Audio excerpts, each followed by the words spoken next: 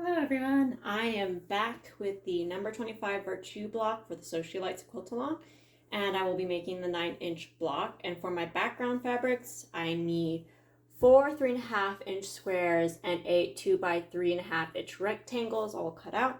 And then for my print, I need just 1 3.5-inch square and 16 2-inch squares. And on my 2-inch squares, I've already drawn a line on the back of my fabric.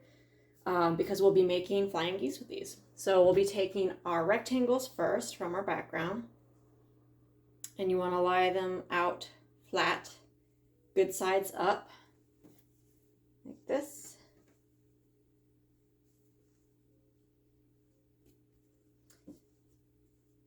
And once I have done that, they're a little sticky. We'll be adding our 2-inch blocks to those.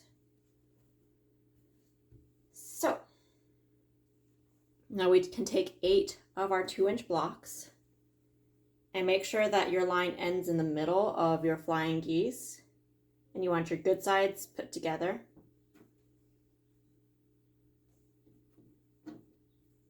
Make it nice and snug up against the cut edges, making sure that they all line up, all with your lines pointing in towards the middle of your rectangle. And once these are all on, I will be sewing directly on that line, cutting with a 1/4 inch seam allowance and then pressing towards my print. And I will get back to you once I've sewn the left side of my wings onto my flying geese.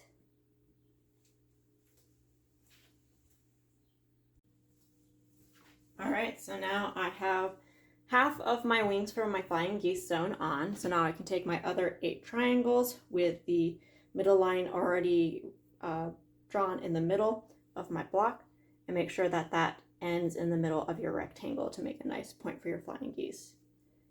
So we'll put these all on our right side of our rectangle. Sew directly on the line. Cut with a 1/4 inch seam allowance and press towards your print.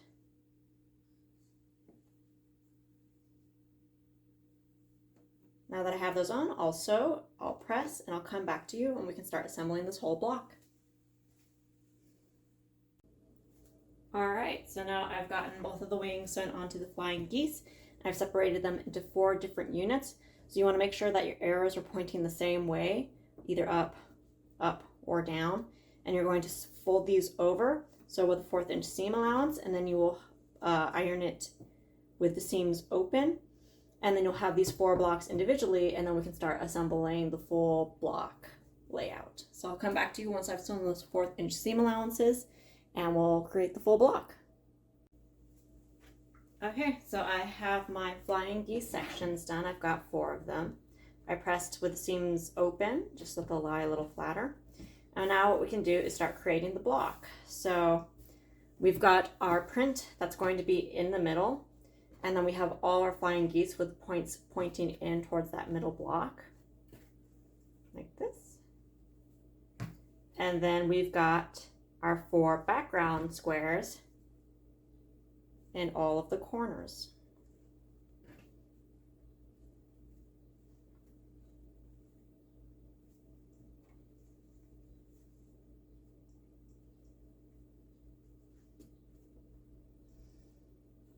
So now that we have this laid out, we can sew our strips together and then fold them down and up to sew the whole block together.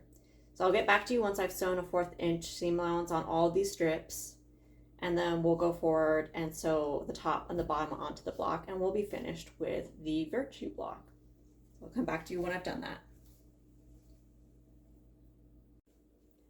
So I have finished sewing my strips together, as you can see.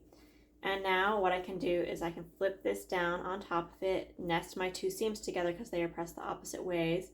Make sure I have a nice tight point here and here on my block.